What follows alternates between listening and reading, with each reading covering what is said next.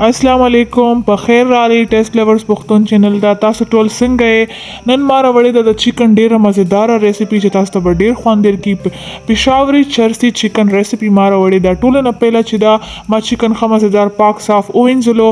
هغه نه بعد یو دیګچی کې ما یو پیاله غوړي واغستل او هغه کې ما یو چکن اډ کړلو اوس ته دینه پس زه مالګه اډ کوم او هغه زه لاس سره اډ کوم ماته عمدغه شانتي اندازه کیږي تاسو چې اډ کوئ نو تاسو د خوراکه یوه چمچه پکې اډ کړئ بیا سره مرچکې چې دي کوټي لال مرچ هغه 2 ورکوټي چمچې پکې اډ کړئ دا ښه مزیدار ولړئ راولړئ مکس یې کړئ بیا دغه لو ټو میډیم فلیم باندې تقریبا 5 یا 7 منټ تاسو دا فرای کړئ او مینس کې لږ دا بیا مکس کوئ او دلته ما د جینجر گارلیک پیسټ یعنی د اوګه او د ادرک والا پیسټ ما ورله جوړ کړو هغه ما پکې اډ کړلو هغه ما داسې جوړ کړل چې تاسو ته به داسې ښکاري چې داسې اوبه شانتي ما پکې واچولې د ما اصل کې جوسر کې زر دغه واچول ایجا او ادرک مې پکې واچول هغه مې زر پکې ګرایند کړ دې کې مې واچول دلته زمونږ چکن چې دی هغه ښه مزیدار فرای شو خو د کلر یې ښه مزیدار ګولډن شو اوس دلته چې دی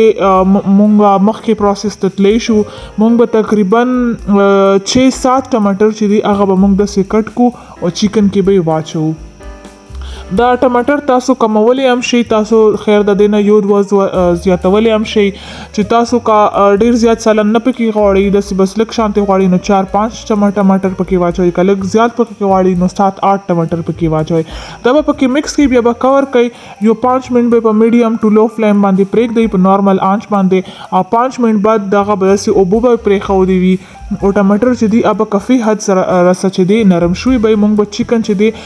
د زمونږ چرګه چې کومه ده هغه به مونږ مکس کو چې هر سایډ یې ایکولی پخیږي مزیدار پخیږي نو هغې نه پس چې دی بیا به مونږ دغه داسې تقریبا 5 منټ دا به په میډیم آنچ باندې پرېږدو او مونږ به دا اوس کور کوو نه ځکه چې زمونږ چکن چې دی هغه بیا ډیر زیات به نرم شي دلته تاسو ګورئ چې د 5 منټ بعد دا خپل غوړي پرېږدي لګیا دي او ټماټر چې دی هغه تقریبا پکې حل کېږي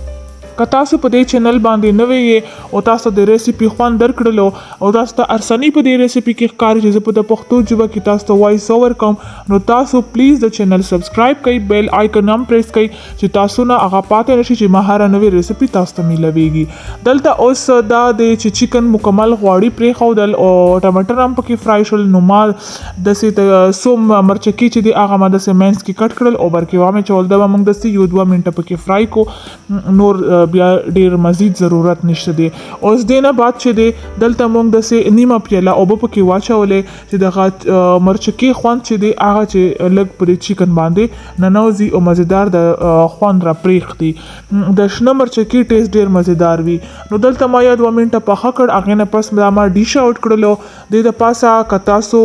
د پودینې پتې چې وي هغه که تاسو ورته کټ کوئ که دنیې پتې تاسو ورته کټ کوئ هغه د پاسه تاسو چھړکاو کوئ تاسو پاسه را واچوئ په د ښکلوالي لپاره تاسو داسې مرچکې هم په واچوئ او د پاسه بیا د جینجر چې کوم دی ادرک چې کوم دی هغه به تاسو داسې ورکوټي کټ کوئ هغه هم پاس پې واچوئ نو تاسو ښه مزیدار چکن چې دی هغه تیار دی پېښاوري چرسي چکن چې دی هغه تیار شو تاسو بس هغه اوس انجوی کولی شئ ما خو ښه مزیدار انجوی که تاسو چې جوړ کړئ نو ما ته فیډبیک راکړئ او که تاسو سره ریسیپي غواړئ چې تاسو لپاره جوړه کړئ تاسو ماته په کمنټ سیکشن کې ویلی شئ تاسو د واچ کولو لپاره ډیره شکریه ډیره مهرباني تhank you so much الله حافظ